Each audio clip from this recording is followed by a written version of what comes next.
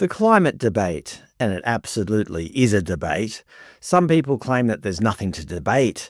The science is settled. We have to act now or else, is what they say. But the very fact that people are debating this means the discussion is open. That's the nature of debate.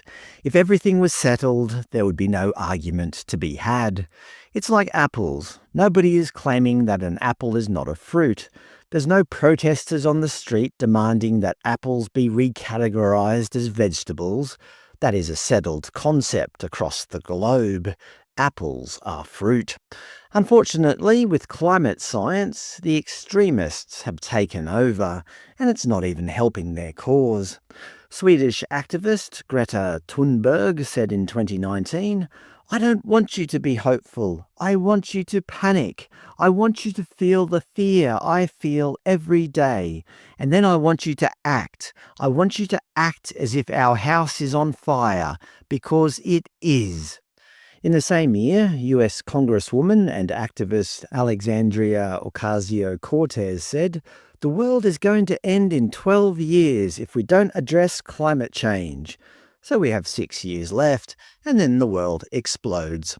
Former US Vice President and professional climate alarmist Al Gore recently said, "The world releases 175 million tons of greenhouse gases daily into the atmosphere. The accumulated amount now traps as much extra heat as would be released by 750,000 first-generation atomic bombs exploding every day on the Earth." That's the kind of maths you get when you start with the panic and work your way backwards. Essentially, the climate debate has been completely taken over by extremism. There is no sensible debate anymore that isn't drowned out by scaremongering, hysteria, and overreaction. Consequently, we have news outlets such as SBS reporting on climate anxiety, describing it as a widespread mental health challenge, and noting, "This form of anxiety is not officially recognised, but it's widely affecting young people." They interview a young woman from Sydney who says, "I really do believe that we're probably going to be the generation who loses friends and family to climate change because of climate-related injuries, death, migration, and so on."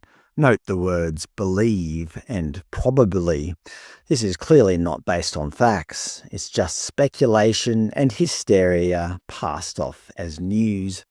The worst thing is, if you try to question any of this, you're immediately labelled a climate denier. There's no middle ground in their eyes. You're either with us and believe all our alarmist language, or you're against us, a dirty, far-right, anti-science nutjob. Whatever you think of American businessman and philanthropist Bill Gates, it's hard to argue that he's not a smart guy. Even though he's a supporter of climate action, he clearly sees that climate alarmism has got out of control. In a piece he wrote last month titled "3 Tough Truths About Climate," he notes, "There's a doomsday view of climate change that goes like this. In a few decades, cataclysmic climate change will decimate civilization. Fortunately for all of us, this view is wrong. Although climate change will have serious consequences, particularly for people in the poorest countries, it will not lead to humanity's demise. People will be able to live and thrive in most places on Earth for the foreseeable future." He also lists out some facts, such as excessively hot weather now causes around 500,000 deaths every year. Despite the impression you'd get from the news, though, the number has been decreasing for some time, chiefly because more people can afford air conditioners. And, surprisingly, excessive cold is far deadlier, killing nearly 10 times more people every year than heat does. And although climate change will hurt poor people more than anyone else, for the vast majority of them, it will not be the only or even the biggest threat to their lives and welfare. The biggest problems are poverty and disease, just as they always have been. So he's dropping some truth bombs, which I guess the climate activists won't like.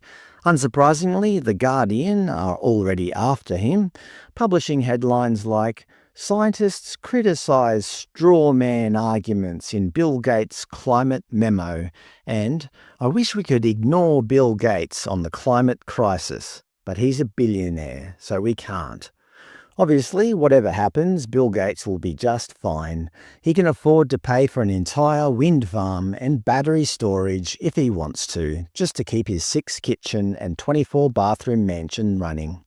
And now, in Australia, despite the Prime Minister and his climate change minister's obsession with pushing for net zero at all costs, the Liberal National Coalition has come out and said enough is enough. The ABC reported a couple of weeks ago, "Found our voice. Nationals abandon net zero by 2050 climate promise."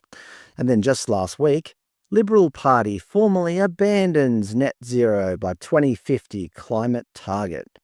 Opposition leader Susan Lee said, "I could not be more clear when I say we are removing net zero targets and long-term targets from our policy. We are not pursuing a policy of net zero. Our emissions reduction goals will never come at the expense of Australian families, and this is the principle that will guide every decision we take." Cue the outrage. The Prime Minister was the first on the attack, with 9 News reporting, "Clown show. Prime Minister Anthony Albanese slams Liberal Party as divided rabble over net zero debate." The Guardian reported, "Greens and Independents line up to condemn Liberals' net zero decision." Green Senator Sarah Hanson-Young said, "The Liberal Party has been dragged by the nose into this anti-science, anti-environment, anti-economy position, and they look like a bunch of nutters. They don't look like a party fit for government." Remember, the Greens are proposing to wipe all student debt, free uni and TAFE, no more coal and gas, free school lunches, and free Palestine. Everything's free. I'm not sure how they're going to pay for it all, but who cares? They're not in government. Unsurprisingly, The Guardian decided to fact-check the Coalition's claims. I'll save you the time. Everything the Coalition said is apparently wrong. They also published a piece declaring, "The climate crisis is expensive. Net zero is cheaper." Our unbiased ABC was quick to the defence of net zero, writing, "Liberals deliver slap in the face to voters by dumping net zero." And energy CEOs say no turning back on renewables transition. Obviously, big companies are just opportunists. As long as their bottom line isn't affected, they're happy. For example, last year, The Australian reported, "Uber urges Aussies to give up second car to fight climate change." Why would Uber want people to give up their second car? Perhaps because they want people to use Uber more often? Nah, nothing sus there. Anyway, the Coalition has done away with net zero.